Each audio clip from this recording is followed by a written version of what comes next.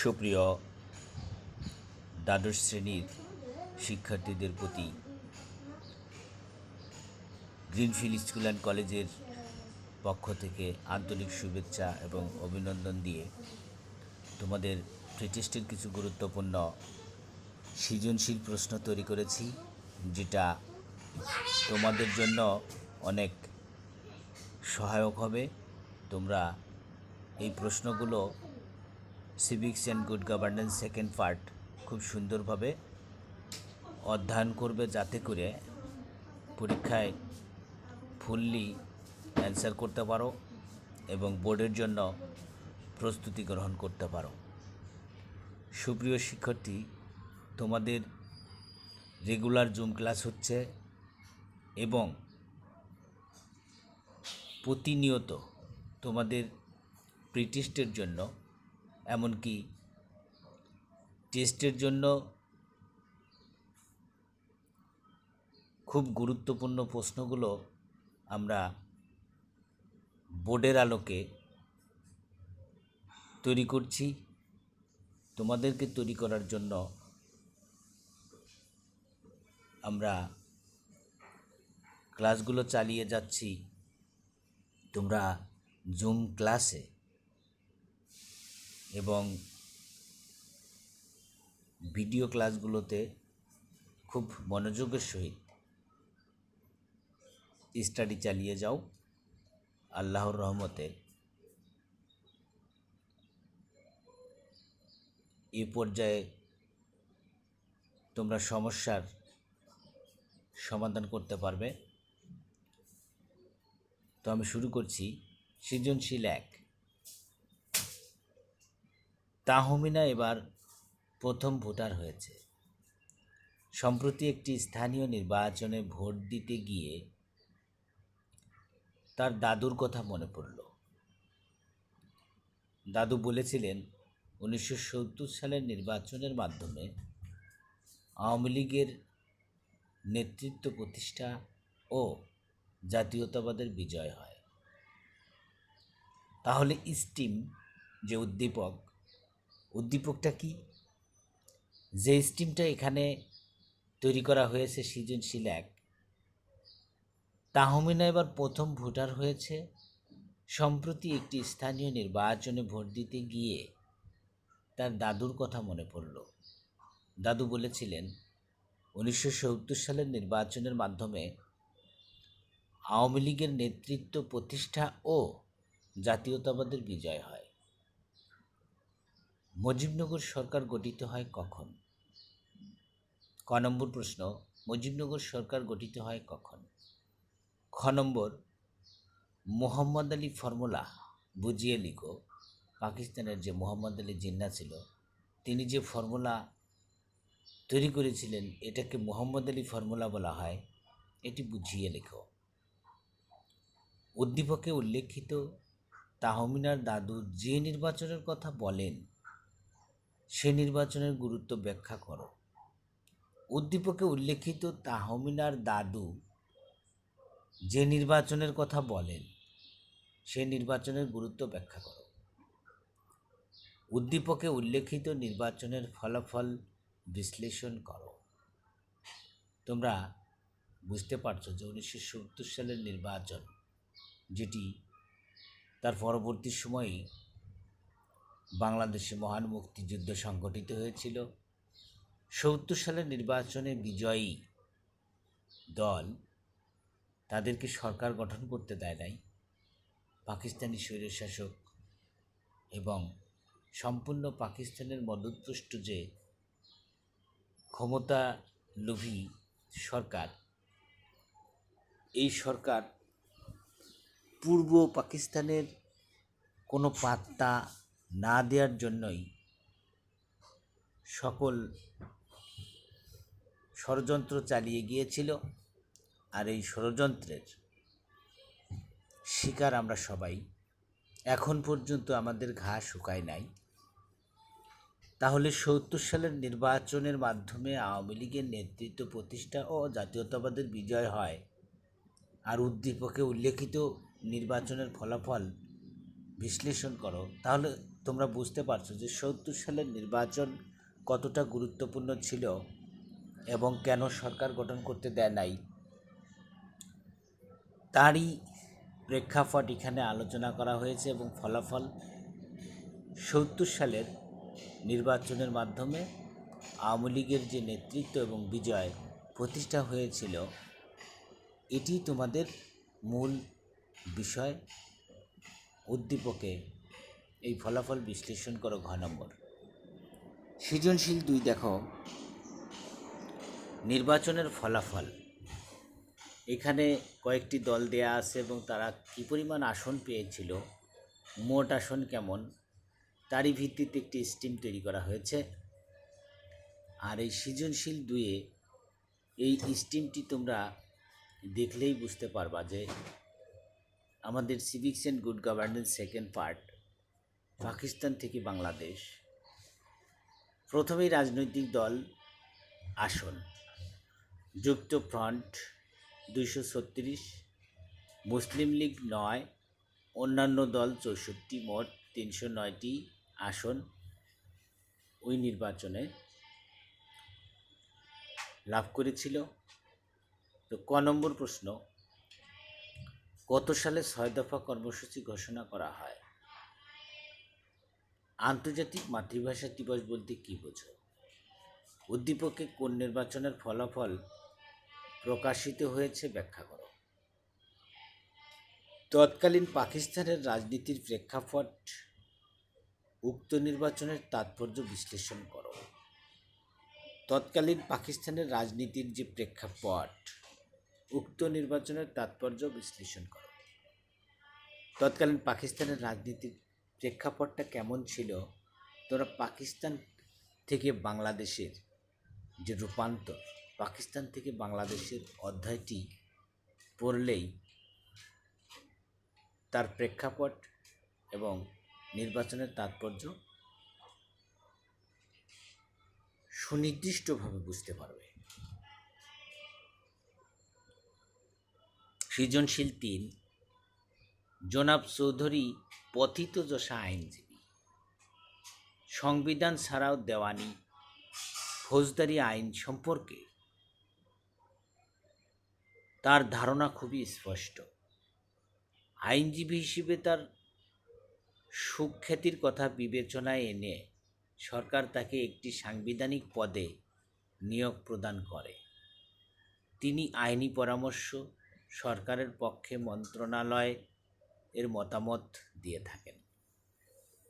তাহলে আমি আবার বলছি, জনাব চৌধুরী পতিতযশা আইনজীবী, সংবিধান ছাড়াও দেওয়ানি ফৌজদারি আইন সম্পর্কে তার ধারণা খুবই স্পষ্ট। আইনজীবী হিসেবে তার সুখ্যাতির কথা বিবেচনায় এনে সরকার তাকে একটি সাংবিধানিক পদে নিয়োগ প্রদান করে। তিনি আইনি পরামর্শ সরকারের পক্ষে মন্ত্রণালয়ে মতামত দিয়ে থাকেন। সরকারের পক্ষে বিভিন্ন মামলায় এই মতামত তিনি দিয়ে থাকেন, যেহেতু তিনি আইনজীবী, মামলা পরিচালনা করেন সরকারের পক্ষে। তাহলে ক নম্বর প্রশ্ন, সরকারি কর্ম কমিশন কি? সরকারি কর্ম কমিশন, তোমরা নাম শুনেছ যে 72 সালে 2টি কর্ম কমিশন তৈরি হয়, বর্তমানে একটি রয়েছে। সেই কর্ম কমিশনে যে সরকারি কর্ম কমিশন কি? দুর্নীতি দমন কমিশনের গঠন সম্পর্কে লেখো। তোমরা বর্তমানে একটি জিনিস খুবই ভাইরাল, যেটি দুর্নীতি আমাদের রন্ধ্রে রন্ধ্রে পৌঁছে গিয়েছে। এই দুর্নীতি কিভাবে রোধ করা যায় এবং দুর্নীতি কিভাবে মানুষ করে, এই কমিশনের কাজ কি, কমিশনের গঠন সম্পর্কে তোমাদের লিখতে হবে। উদ্দীপকে বর্ণিত আইনজীবীর উক্ত সাংবিধানিক পদে নিয়োগের যৌক্তিকতা ব্যাখ্যা করো। উদ্দীপকে বর্ণিত আইনজীবীর উক্ত সাংবিধানিক পদে নিয়োগের যৌক্তিকতা বিশ্লেষণ করো। আইনের শাসন প্রতিষ্ঠায় উদ্দীপকে উল্লেখিত ব্যক্তির ভূমিকা মূল্যায়ন করো। তাহলে একটি আইনের শাসন প্রতিষ্ঠায় একটি পদের যে জনাব চৌধুরী প্রথিতযশা আইনজীবী, তিনি আইনের শাসন প্রতিষ্ঠায় এই ব্যক্তি তিনি কে, সাংবিধানিক পোস্ট হিসেবে তার পোস্টটা কেমন, উল্লেখিত ব্যক্তির ভূমিকা মূল্যায়ন করো। সৃজনশীল 4। জাভেদ সাহেব উচ্চপদস্থ সরকারি কর্মকর্তা। তিনি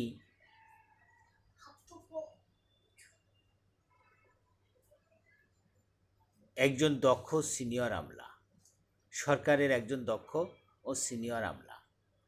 এই জন্য সরকার তাকে মাঠ প্রশাসনের প্রধান পদে নিয়োগ দিয়েছে। তিনি তার উপর অর্পিত সকল বিষয়ে দেখাশোনা করেন। তার প্রশাসনিক ক্ষমতা অনেক বেশি। তিনি তার অধীন মাঠ প্রশাসনের কর্মকর্তাদের নিয়ন্ত্রণ করেন। জাভেদ সাহেব উচ্চপদস্থ সরকারি কর্মকর্তা, তিনি সরকারের একজন দক্ষ সিনিয়র আমলা। এই জন্য সরকার তাকে মাঠ প্রশাসনের প্রধান পদে নিয়োগ দিয়েছে।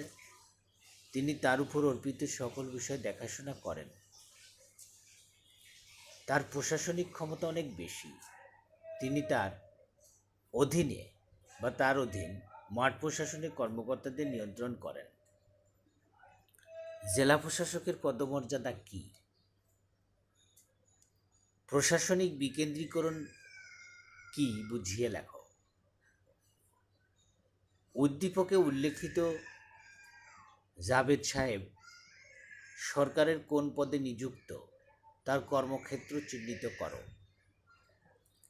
জাভেদ সাহেব সরকারের একজন দক্ষ ও সিনিয়র আমলা। তুমি কি বক্তব্যের সাথে একমত?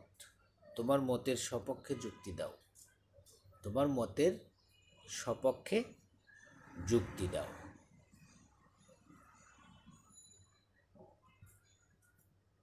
সৃজনশীল 5। উপরে একটি স্ট্রাকচার দেওয়া আছে। স্ট্রাকচারের যে আমরা তোমাদেরকে পড়িয়েছি যে অর্গান অফ গভর্নমেন্ট, সরকারের অঙ্গসমূহ, অর্গানস অফ গভর্নমেন্ট, সরকারের যে অঙ্গসমূহ, সরকারের অঙ্গ বলতে আইন বিভাগ, শাসন বিভাগ এবং বিচার বিভাগ। আমাদের যেমন বিভিন্ন অঙ্গ রয়েছে, আমাদের যেমন ডান হাত বা হাত রয়েছে। একটি হাত যদি কর্তন করা হয় তাহলে কিন্তু আমরা প্রতিবন্ধী হিসেবে প্রতীয়মান হব। ঠিক তেমনি গভর্নমেন্টের যে অঙ্গ রয়েছে, সরকারের এই 3টি অঙ্গের মধ্যে যদি একটি অঙ্গ কর্তন করা হয় বা একটি অঙ্গর যদি হানি ঘটে বা কোনো কার্যক্ষমতা না থাকে, তাহলে সেই সরকার প্রতিবন্ধী সরকার বলে প্রতীয়মান হয়। তাহলে স্টিম দেখে তোমরা বুঝতে পারছো, স্টিমেই প্রতীয়মান যে অর্গানস অফ গভর্নমেন্ট হিসেবে সরকারের যে অঙ্গ, এই অঙ্গসমূহ একটি স্টিম এবং সরকারের পরবর্তী স্টেপ কী হওয়া উচিত। ক নম্বরের প্রশ্ন, মন্ত্রণালয় কি? তোমরা জানো যে মন্ত্রণালয় হচ্ছে বাংলাদেশের প্রশাসনিক কার্যক্রমের আধার। তো মন্ত্রণালয় সকল কার্যক্রম পরিচালিত হয় বাংলাদেশের। তাহলে মন্ত্রণালয় কি? খ নম্বর প্রশ্ন, বিচার বিভাগ বলতে কি বোঝো? বিচার বিভাগ, তোমরা জানো যে বাংলাদেশের সরকারের একটি গুরুত্বপূর্ণ অঙ্গ হচ্ছে বিচার বিভাগ। এই বিচার বিভাগ বলতে কি বোঝো তোমাদেরকে জানতে হবে। উদ্দীপকের নির্দেশিত 3 নং বিভাগটি কিভাবে আইনের শাসন নিশ্চিত করে? 3 নং বিভাগ, এখানে বিচার বিভাগ, কিভাবে আইনের শাসন নিশ্চিত করে ব্যাখ্যা করো। ঘ নম্বরে উদ্দীপকের নির্দেশিত 1 নং বিভাগকে সার্বভৌম ক্ষমতার কেন্দ্রবিন্দু বলা হয়, বিশ্লেষণ করো। 1 নং বিভাগ এখানে কোনটি দেওয়া আছে? আইন বিভাগ। আইন বিভাগকে সার্বভৌম ক্ষমতার কেন্দ্রবিন্দু বলা হয়। তোমরা ক্লাসে জেনেছ, আমি পড়িয়েছি, ক্লাসেই তোমাদের এই বিষয়ে আমি যথেষ্টবার বলেছি যে আইন বিভাগ যে সার্বভৌম ক্ষমতা সংরক্ষণ করে, একটি দেশের পরিচিতি তার সার্বভৌম ক্ষমতার উপর ডিপেন্ডেবল, যে সাবরিজেন পাওয়ার সার্বভৌম ক্ষমতা একটি দেশের বিভিন্ন রাষ্ট্রের নিকট পরিচয় বহন করে তার সার্বভৌমের উপর। তাহলে উদ্দীপকের নির্দেশিত ১ নং বিভাগকে সার্বভৌম ক্ষমতার কেন্দ্রবিন্দু বলা হয় বিশ্লেষণ করো। তার মানে আইন বিভাগ, বাংলাদেশের আইন বিভাগ কিভাবে গঠিত হয় এবং আইন প্রণয়ন, কিছু পুরনো আইন বাদ দেয়া এবং নতুন আইন সংযোজন করা এবং প্রচলিত ধারায় কারেন্ট আইন বিভাগ কর্তৃক সংযোজিত আইনের দ্বারা চলিত কোনো নীতিগত সিদ্ধান্ত গৃহীত বা গ্রহণ করার যে প্রক্রিয়া, এটি আইন বিভাগ করে থাকে। তাহলে আইন বিভাগের যে কেন্দ্রবিন্দু বলা হয়, এটি সার্বভৌম ক্ষমতার কেন্দ্রবিন্দু ১ নং বিভাগকে বলা হয়। এটি তোমরা মনোযোগ সহকারে পড়বে। সৃজনশীল ৬, নিচের ছকটি লক্ষ্য করো এবং প্রশ্নগুলোর উত্তর দাও। নিচে ক দেশের একটি সাংবিধানিক পদের বিভিন্ন দিক তুলে ধরা হলো। ক দেশ, যে কোনো একটি দেশ, মনে করো বাংলাদেশ। ক্রমিক নং ১, ২, ৩, ৪ তথ্যসমূহ: সুপ্রিম কোর্টের বিচারক হওয়ার মতো যোগ্য ব্যক্তি। ২ নম্বরে রাষ্ট্রপতির সন্তোষ অনুযায়ী সময়সীমা পর্যন্ত স্বীয় পদে থাকবেন। ৩ নম্বরে সুপ্রিম কোর্টের বিচারপতির মতো মর্যাদা ভোগ করবেন। ৪ নম্বরে তার বিরুদ্ধে আনীত অভিযোগ প্রমাণিত হলে রাষ্ট্রপতি কর্তৃক পদচ্যুত হবেন। তার মানে তোমরা তথ্যসমূহ দেখেই বুঝতে পারছো যে একজন ব্যক্তি এমন কোন পদে থাকলে তিনি সুপ্রিম কোর্টের বিচারক হওয়ার মতো যোগ্যতা অর্জন করবেন। ২ নম্বরে দেখো, রাষ্ট্রপতির সন্তোষ অনুযায়ী, যদি রাষ্ট্রপতি মনে করে তাহলে সময়সীমা পর্যন্ত স্বীয় পদে তিনি থাকবেন। সুপ্রিম কোর্টের বিচারপতির মতো মর্যাদা ভোগ করবেন। একজন সুপ্রিম কোর্টের বিচারপতি কী মর্যাদা ভোগ করেন? তার বিরুদ্ধে আনীত অভিযোগ প্রমাণিত হলে রাষ্ট্রপতি কর্তৃক পদচ্যুত হবেন। তথ্যসমূহ পড়লে এবার ক নম্বরের প্রশ্ন দেখো, দুর্নীতি দমন কমিশনের সদর দপ্তর কোথায় অবস্থিত? আমাদের বাংলাদেশের মোট সাংবিধানিক প্রতিষ্ঠানের একটি প্রতিষ্ঠান যে দুর্নীতি দমন কমিশন, এই দুর্নীতি দমন কমিশনের সদর দপ্তর কোথায় অবস্থিত? সরকারি কর্ম কমিশনের স্বাতন্ত্র্য ব্যাখ্যা করো। সরকারি কর্ম কমিশন, তোমরা জানো যে পাবলিক সার্ভিস কমিশন, বর্তমান সরকারি কর্ম কমিশন, যেখানে লোক নিয়োগ, বদলি, তাদের বেতন ভাতা এবং বিভিন্ন কার্যক্রমের ছক নির্দেশিত এই সরকারি কর্ম কমিশনের মাধ্যমেই হয়ে থাকে। তাহলে উপরের তথ্যগুলো বাংলাদেশের কোন সাংবিধানিক পদের ক্ষেত্রে প্রযোজ্য নিরূপণ করো। উক্ত পদের দায়িত্ব ও কাজ পাঠ্য বইয়ের আলোকে বিশ্লেষণ করো। উক্ত পদের দায়িত্ব দুর্নীতি দমন কমিশনের, এখানে আমি উল্লেখ করে দিই যে দুর্নীতি দমন কমিশনের একজন পদমর্যাদাশীল ব্যক্তি, তিনি মূলত সুপ্রিম কোর্টের বিচারক হওয়ার মতো যোগ্য ব্যক্তি এবং এই দুর্নীতি দমন কমিশনের যে পদ, তার দায়িত্ব, কাজ, আমাদের যে পাঠ্য বইতে আরও কিছু পয়েন্ট সন্নিবেশিত আছে, পয়েন্ট দেয়া আছে, তোমরা সেই পয়েন্টগুলোই ভালোভাবে রপ্ত করবে এবং দায়িত্ব কাজ পাঠ্য বইয়ের আলোকে বিশ্লেষণ করতে পারবে। তাহলে আজকের মতো এই ৬টি প্রশ্ন তোমরা মনোযোগ সহকারে স্টাডি করবে, তাহলেই ভালোভাবে পরীক্ষায় অ্যান্সার করতে পারবে। 11টির মধ্যে 7টি প্রশ্ন করবে, এটি সেকেন্ড পার্ট। ফার্স্ট পার্টেও দেওয়া হয়েছে। খুব খুব করে পড়তে হবে, কারণ you should not deserve to auto pass. তোমার অটো পাস প্রত্যাশা হওয়া উচিত নয়। এই জন্য লেখাপড়া করতে হবে।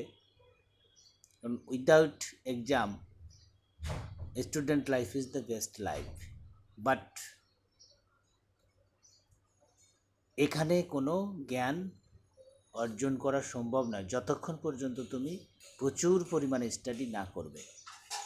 ততক্ষণ পর্যন্ত ভালো থেকো এবং শরীরের প্রতি যত্ন নিও। আল্লাহ হাফেজ।